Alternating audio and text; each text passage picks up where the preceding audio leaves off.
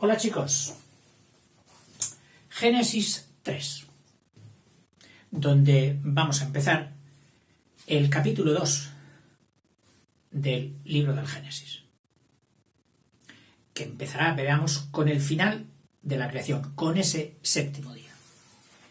Dicen, concluyéronse pues. Curioso esta aplicación posterior de los pronombres. Me decís se concluyeron, concluyéronse, que presta un estilo más enfático, más admirativo, y lo cogen los traductores. No es que esto fuera escrito así. Las escrituras primeras que se han encontrado estaban escritas en hebreo, en arameo, luego sucedieron las versiones griegas, y de estas de arameo, hebreo y griegas es de las que se ha hecho este estudio por la Escuela Bíblica de Jerusalén. Y los estilistas lingüísticos, que por supuesto los tendrían y muy buenos, son los que han dado las pinceladas últimas a la redacción. O sea que tampoco hay que dar hacerlo esclerótico, inamovible. No habría pasado nada porque en vez de decir concluyéronse, se acabaron, se concluyeron, se finalizaron. Concluyéronse pues los cielos y la tierra y todo su aparato, todo su montaje. Y dio por concluida Dios en el séptimo día la labor que había hecho. Y cesó en el día séptimo de toda labor que hiciera. Son repeticiones muy curiosas en la poesía, en la literatura. Uno de las figuras literarias es la repetición, y aquí pues lógicamente la emplea también.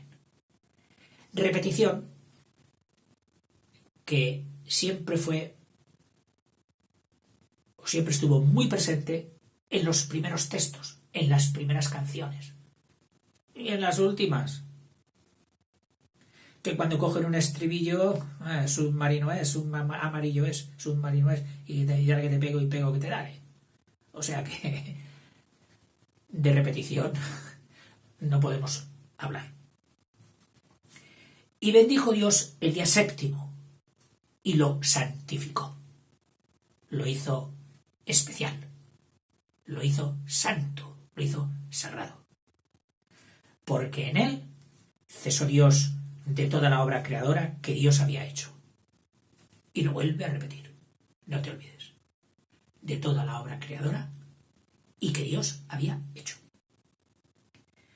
Estos, y acaba aquí ya, como diciendo, ¿qué te ha parecido? Vosotros que me escucháis, pueblo, esos fueron los orígenes de los cielos y la tierra, cuando fueron creados. Luego ha venido la ciencia. Pam, pam, pam, pam.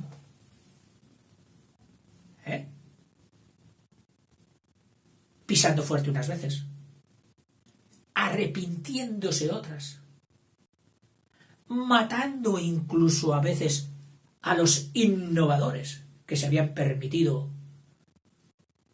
presentarse con el fuego en el poblado, o decir que el cuerpo humano tenía 2 vías de circulación, y lo mataron por eso. O sea, que la ciencia tiene sus limitaciones. Y hoy, si algo tiene clara la ciencia, es de que está empezando.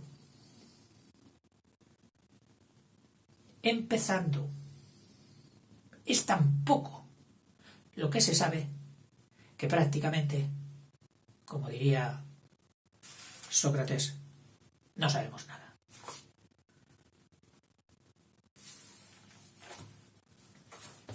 Sí, ni con la relatividad. Quedan muchísimos cuestiones y problemas por resolver. Subtitula ahora la prueba de la libertad, el paraíso. Y ya había hecho el hombre. Y empieza a meterse con las características de ese hombre. Solo nos ha dicho que fue hecho a semejanza de Dios. Pero la realidad, y que aquí me perdonen quienes no estén de acuerdo conmigo, es que Dios no hizo al hombre a su imagen y semejanza, sino que el hombre, en todas aquellas religiones antiguas, fue concibiendo a Dios. Al principio cada ciudad al suyo. Y lo concibían a Dios, lo creaban, es decir, con una creación contraria.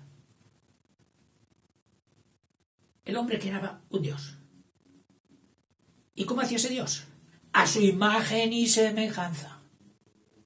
Yo quiero mandar. Quiero poder todo. Pues ese Dios lo hago poderoso. Me gustaría crear. Lo hago creador. Me gustaría estar en todos los sitios. Lo hago omnipresente. Me gustaría saber todo. Lo hago omnisciente. Y el hombre ha volcado todos sus deseos, todas sus aspiraciones, las que por otra parte le vienen por naturaleza, por su pretensión obligada de sobrevivir, a ser más en todo, a aspirar a más en todo. Y con esas aspiraciones ha hecho su Dios. El Dios.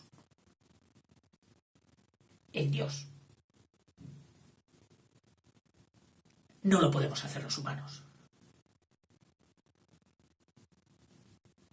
Como un botijo y una cazuela no puede hacer al alfarero.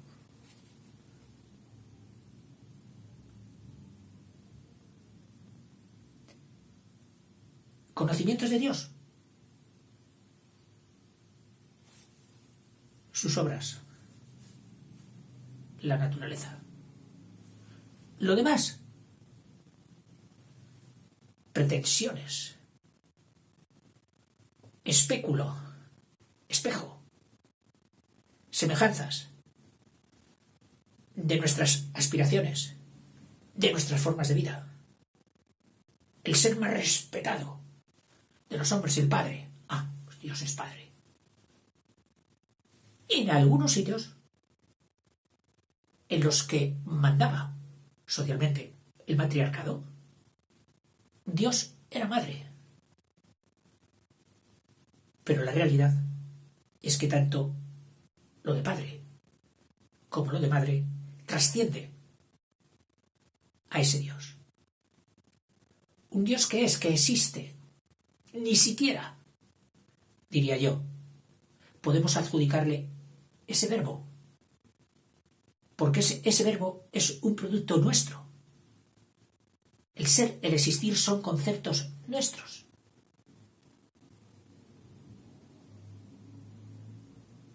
Podemos aplicárselos a eso que dirige. ¿Y cómo lo dirige? Claro, para nosotros lo fácil es decir, como un relojero dirige un reloj. Como un alfarero dirige su cerámica. Pero tampoco. Es decir, que para definir a Dios estamos negados.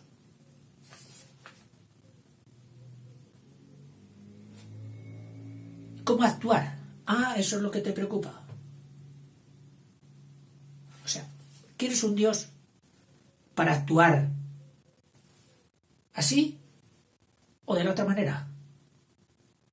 Claro, y has hecho un Dios justiciero.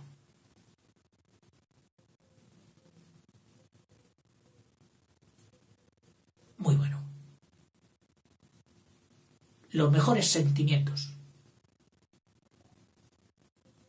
se han procurado meter en la idea de religión.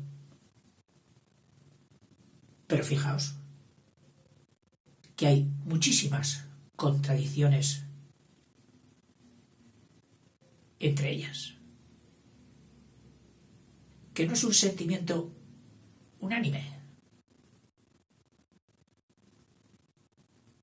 Yo, personalmente, prefiero pensar que alguien tuvo un gesto creador, bondadoso, humano, no, perdón, divino.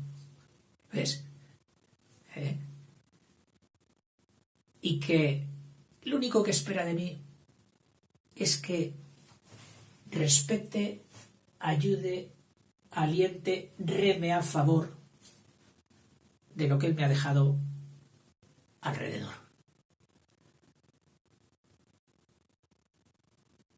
Hacer elucubraciones sobre su naturaleza,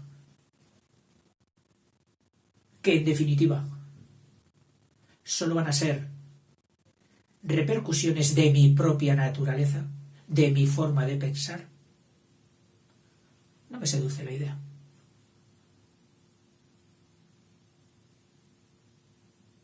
Claro, todo esto socialmente es muy controvertido. Porque muchas sociedades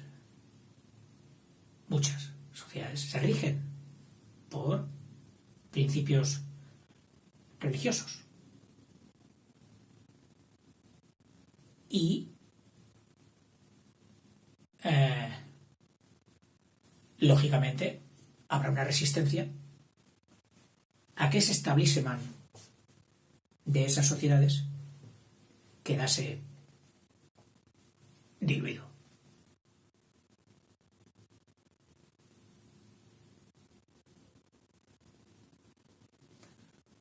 Pido perdón por mi humilde opinión.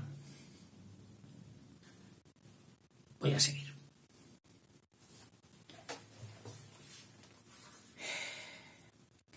Esos fueron los orígenes tal.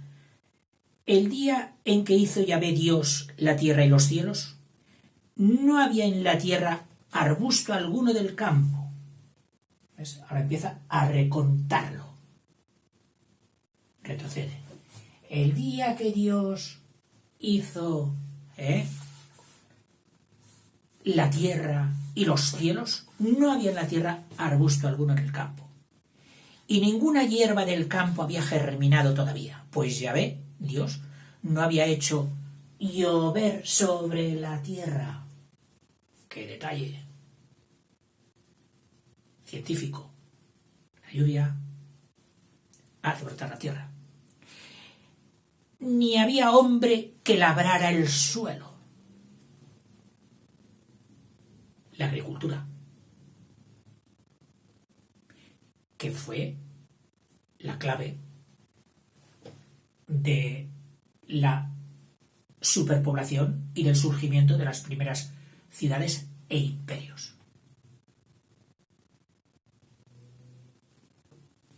En Mesopotamia. Pero un manantial brotaba de la tierra. Qué bonitos son los manantiales, las fuentes. Entonces, para el escritor sagrado, se imaginó un manantial fabuloso. el fertilizador. Y regaba toda la superficie del suelo. Precioso. La metáfora divina.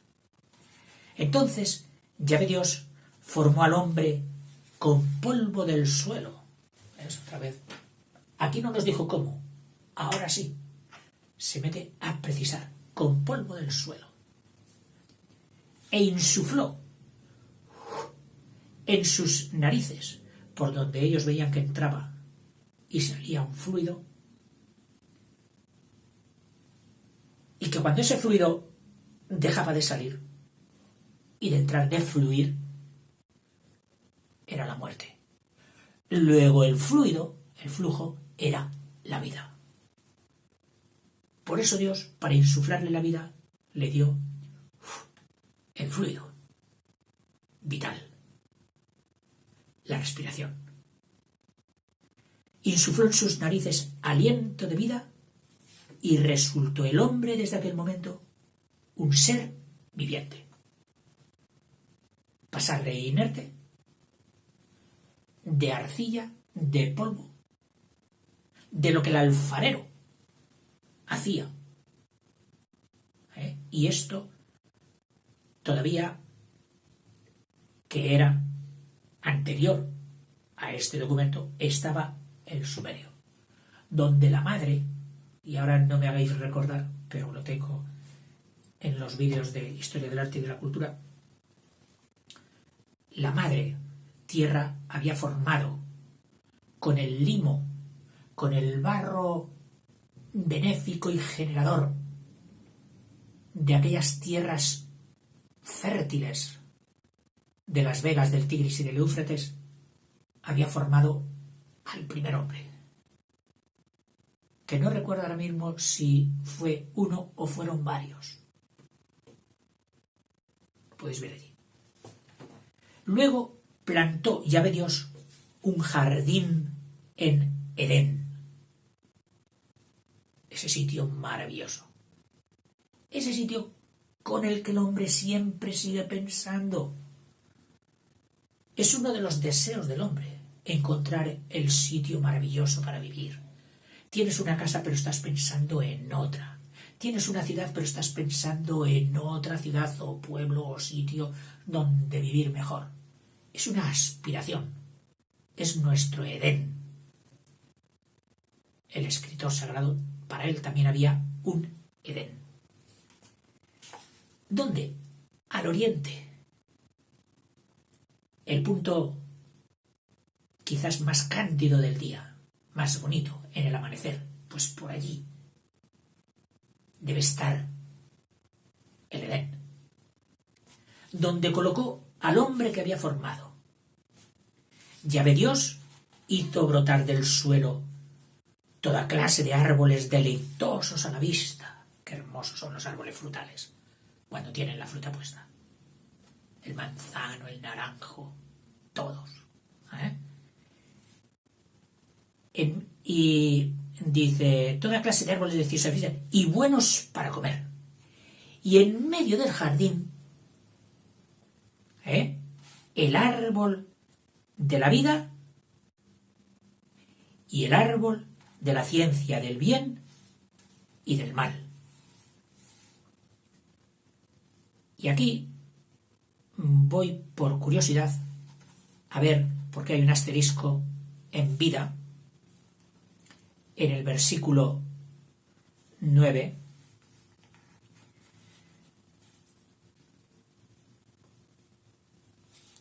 Bueno, voy a leeros también.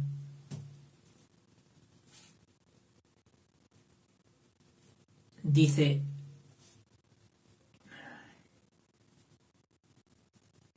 el hombre, Adán, viene del suelo, Adamá. Este nombre colectivo será el nombre propio del primer ser humano. O sea, Adán era un nombre colectivo de humanidad. Adamá. Adán.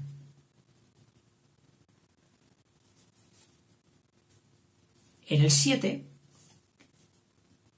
es la palabra nefes, que designa al ser animado por un soplo vital, también manifestado por el espíritu, ruaj.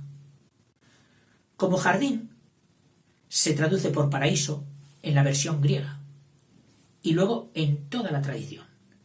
Edén es un nombre geográfico imposible de localizar y tal vez significara antes estepa. Pero los israelitas interpretaron la palabra según el hebreo delicias, raíz den. La distinción entre Edén y el jardín, expresada aquí, se difumina luego. Se habla de jardín del Edén. En otras partes de la Biblia vuelve a referirse a Edén como jardín de Dios, contrapuesto a desierto y a estepa, árido. Fértil, jardín, Edén, estepa, desierto. El árbol de la vida era el símbolo de la inmortalidad.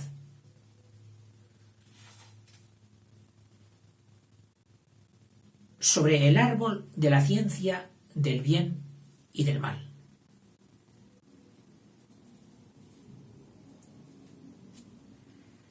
Sobre el árbol de la ciencia del bien y del mal era porque, creo que ya te he dicho,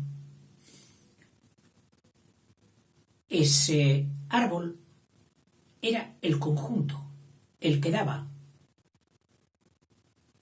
el poder, la causa del poder de Dios, de la esencia del Dios antiguo, que no era el Dios bueno, el Dios bondadoso, era el Dios poderoso, el que lo podía todo.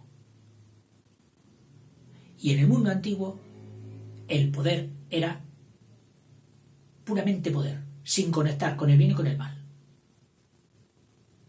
El mismo Dios poderoso era el que podía matarte o salvarte, bendecirte u odiarte. Él tenía todos los conocimientos, tanto del bien como del mal, porque el poder se manifestaba en las dos cosas, en hacer el bien y en hacer el mal. El que era poderoso podía hacer ambas, en grado sumo.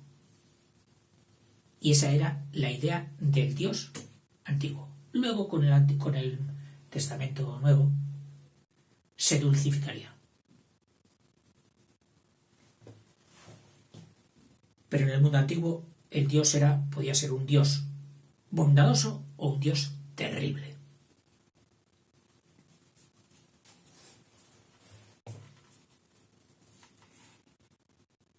De Edén salía un río que regaba el jardín.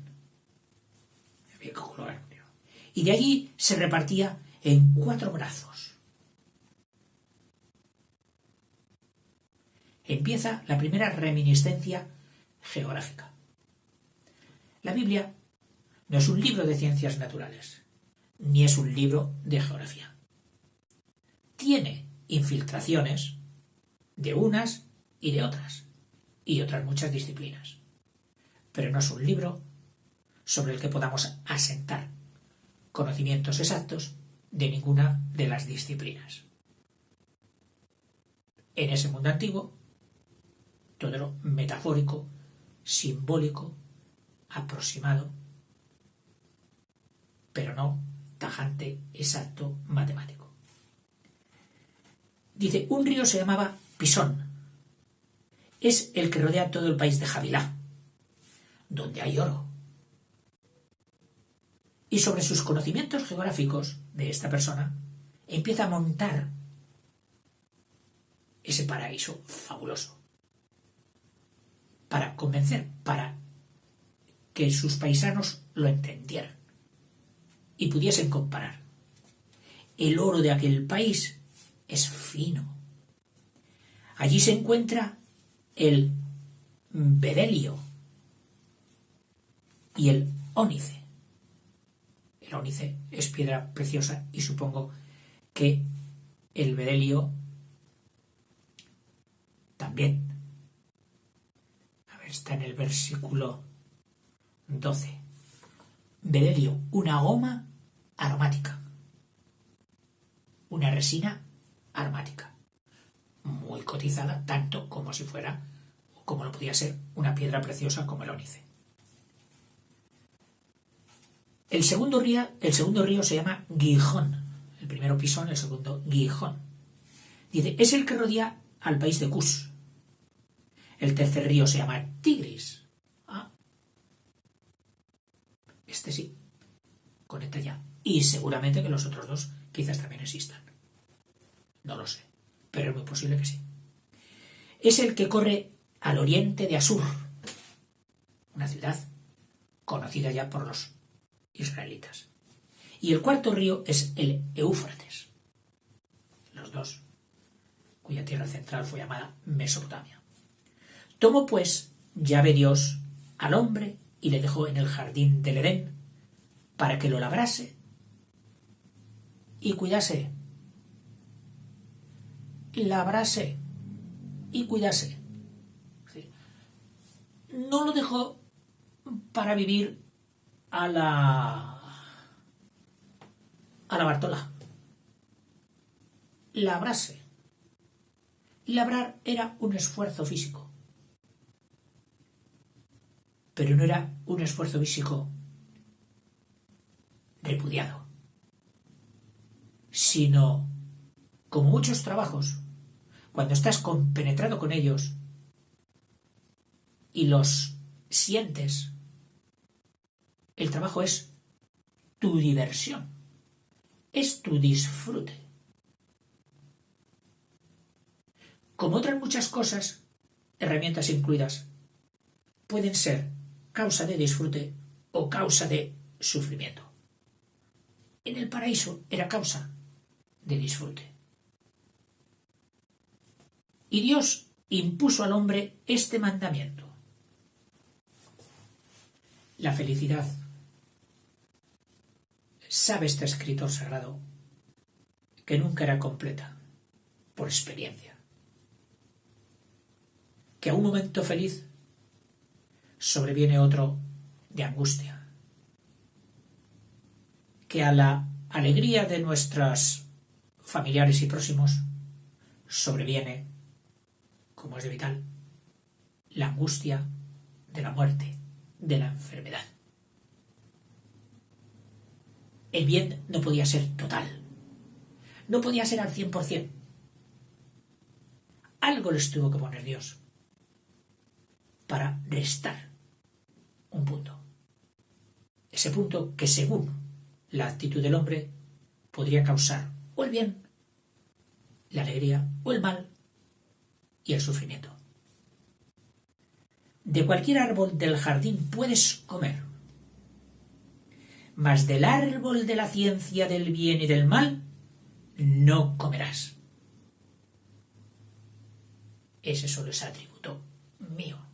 Yo solo poseo la ciencia entera del bien y del mal. Por eso soy Dios. Porque el día que comieres de él, morirás sin remedio.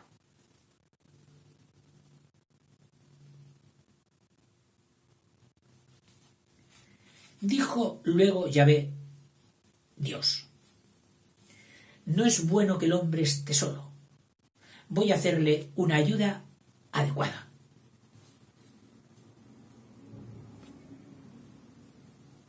El mundo antiguo no veía, pues, físicamente, científicamente, y en cuanto al origen de las especies, pues más allá de sus narices, de lo que se le presentaba en ese momento.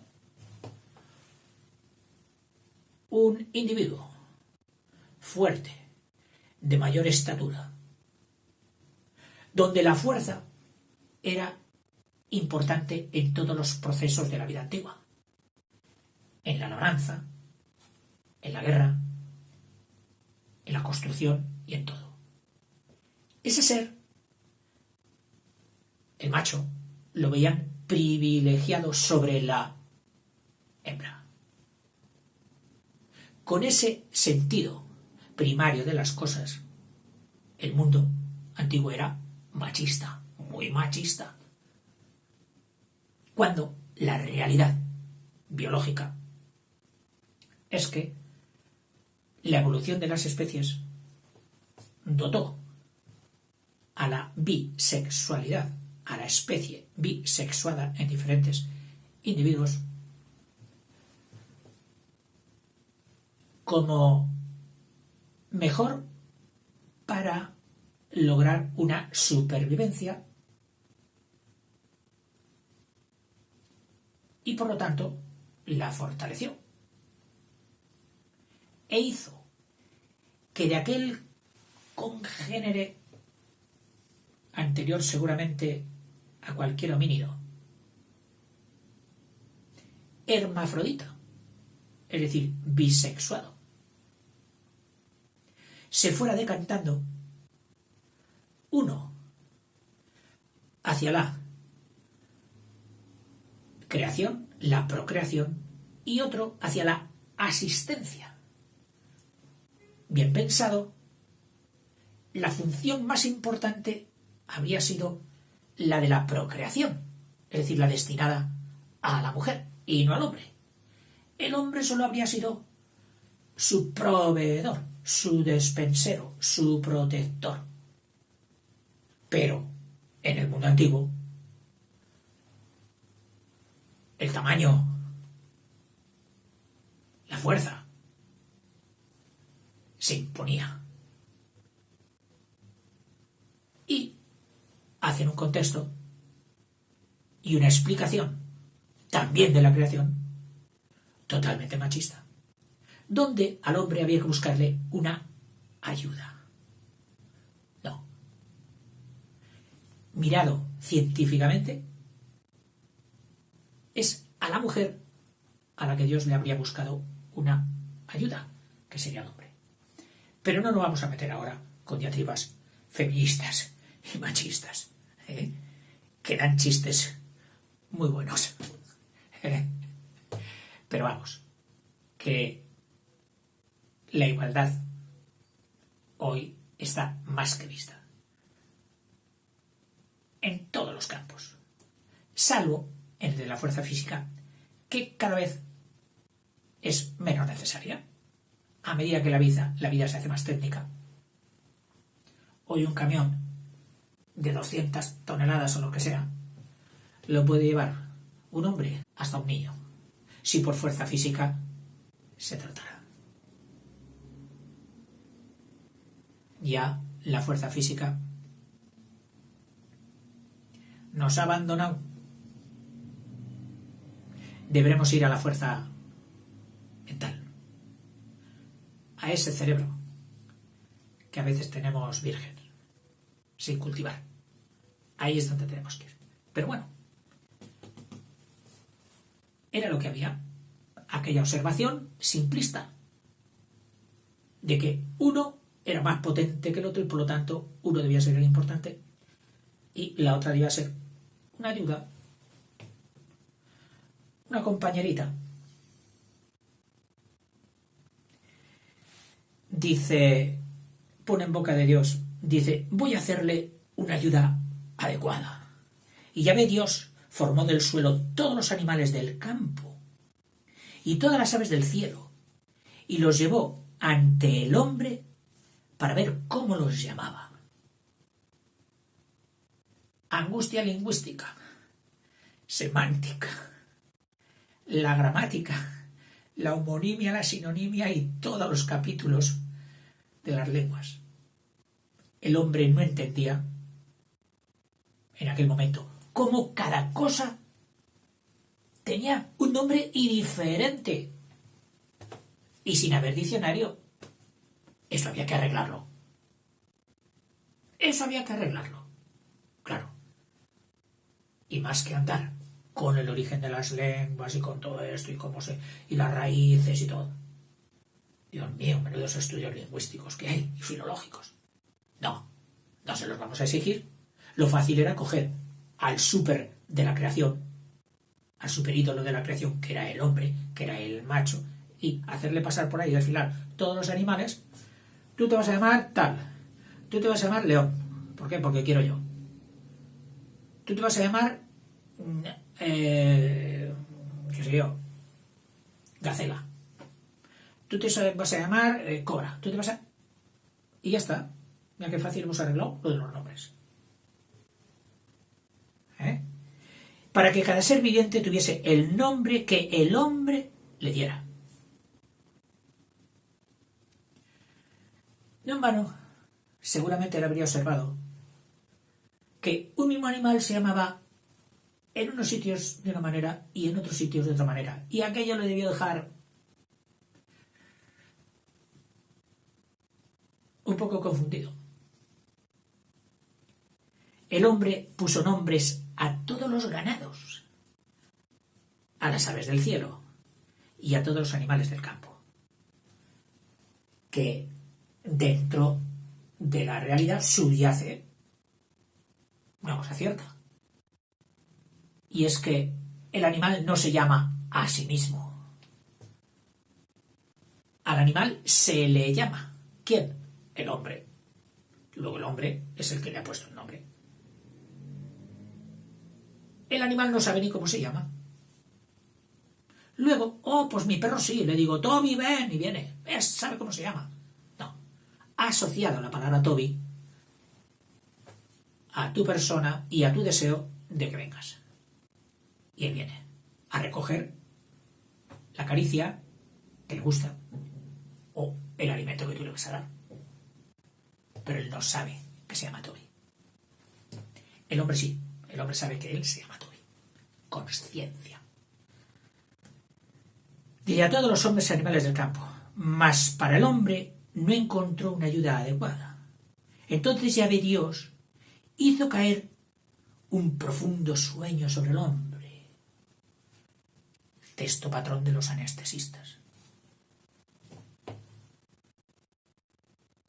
Él decía, si tengo que hacer de una costilla en vivo, malo. Lo haremos dormir. Periodo de insensibilidad, que no se entere de nada. Anestesia. Sobre el hombre, el cual se durmió. ¿Existirían ya medicinas dormideras? Pues posiblemente. ¿Tendría conciencia de su existencia? Pues posiblemente. Y le quitó una de las costillas que ellos ya habían visto por los esqueletos y todo que teníamos costillas, rellenando el vacío, buen cirujano, con carne. No se lo dejó hueco. De la costilla que Yahvé Dios había tomado del hombre, formó una mujer y la llevó ante el hombre. Entonces éste exclamó, esta vez sí que es hueso de mis huesos y carne de mi carne. Y le puso nombre. Esta será llamada mujer. Porque del varón ha sido tomada.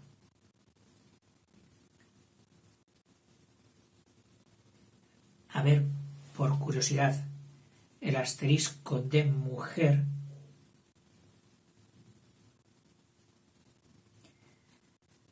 en el versículo 23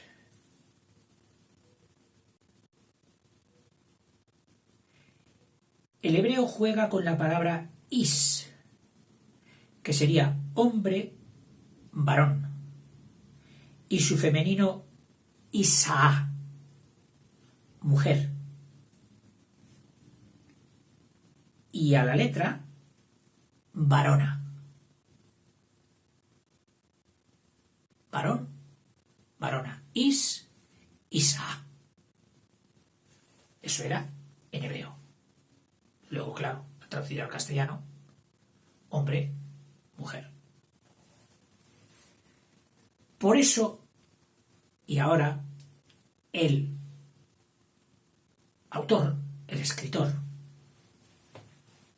aprovecha ya para dar lecciones morales, éticas. Y dice, por eso el hombre deja a su padre y a su madre y se une a su mujer. Curioso, la observación objetiva, que de una familia donde había un hijo, una madre, unos padres, unos hijos, de repente un hijo siente la atracción de separarse de la familia y de ir a buscar a su pareja. Claro, protagonismo sí, masculino, por Dios.